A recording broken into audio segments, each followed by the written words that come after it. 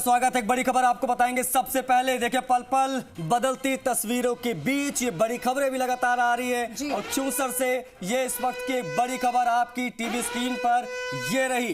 क्यूसर में फिर से आगे हुई है आरएलपी कनिका बेनीवाल। देखिए, त्रिकोणीय संघर्ष वाली ये सीट है। रेवत राम डांगा बनाम कनिका बेनीवाल बनाम रतन चौधरी।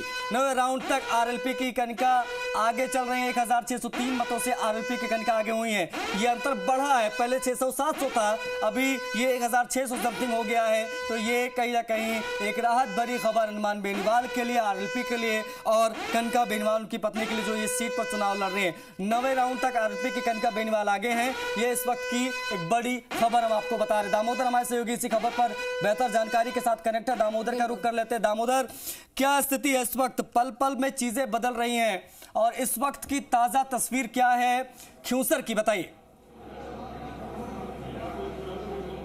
जी बिल्कुल, देखिए बताना चाहूँगा कि 9 राउंड यहाँ पर पूरे हो चुके हैं और 9 राउंड में अभी तक कनिका बेनीवाल है, राष्ट्रीय लोकतांत्रिक पार्टी के प्रत्याशी, वो 1603 मतों से आगे है।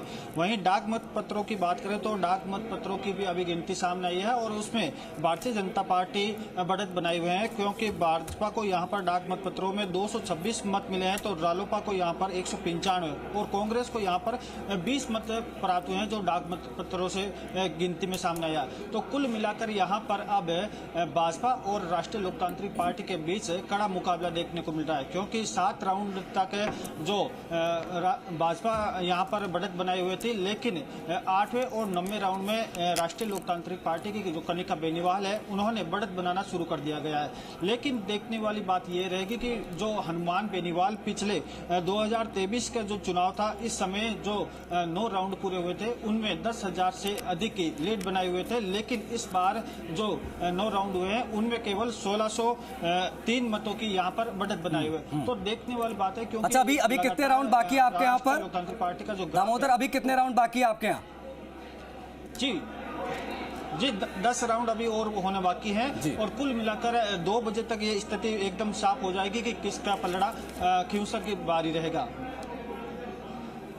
बिल्कुल बिल्कुल बिल्कुल, और ये जो तस्वीर है वो समझने वाली हो जाती है यहां से, क्योंकि देखिए 9 राउंड ऑन एन एवरेज लगभग हर सीट पर हो गई है काउंटिंग और इन 9 राउंड में कौन आगे है कौन पीछे उसकी तस्वीर भी आपने देख ली। लेकिन बाकी जो बचे 10 राउंड, कई 9 राउंड, कई 8 राउंड है, वो महत्वपूर्ण। 84 विधानसभा उपचुनाव की मतगणना भी जारी है, यहाँ की भी अपडेट आ रही है, बताइए चंद्रश्री क्या है? 11वें राउंड में यहाँ बीएपी के अनिल कटारा की लीड कम हो गई है। पहले ही आगे चल रहे थे लेकिन 11वें राउंड में लीड कम हो गई है। बीएपी के अनिल कटारा 3651 मतों से आगे और 11वें राउंड में बीएपी के अनिल कटारा को 47,105 मत मिले हैं। आप देखिए कितना अंतर है। भाजपा के कारीलाल को 43,454 मत मिले हैं और कांग्रेस के महेश रोत को मिले हैं 11,000 से ज्यादा मत। तो ये तमाम अपडेट आपके सामने देवली उनियारा विधानसभा उपचुनाव मतगणना को लेकर हम आपको एक और अपडेट दे रहे हैं और तमाम अपडेट 8 राउंड, यहाँ 8 राउंड की मतगणना पूरी हो चुकी है और यहाँ से तस्वीर आ रही है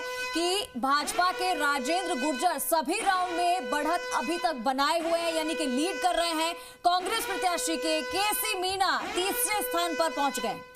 बिल्कुल, तो ये तस्वीरें अपने आप में बताने के लिए काफी है कि किस प्रकार से चीजें बदल रही हैं। वो 84 जहां पर एक तरफा बढ़त कटारा साहब बनाए दिखाई दे रहे थे, वो अब काफी डाउन हो गए हैं। अब जो अंतर था वो 3-4 हजार का रह गया है। तो ऐसे चीजें बदलती जा रही हैं, जैसे जैसे चीजें आगे बढ़ रही है वैसे वैसे। जी, हमारे साथ पुरुषोत्तम लगातार बने हुए हैं। पुरुषोत्तम, क्या स्थिति है फिलहाल?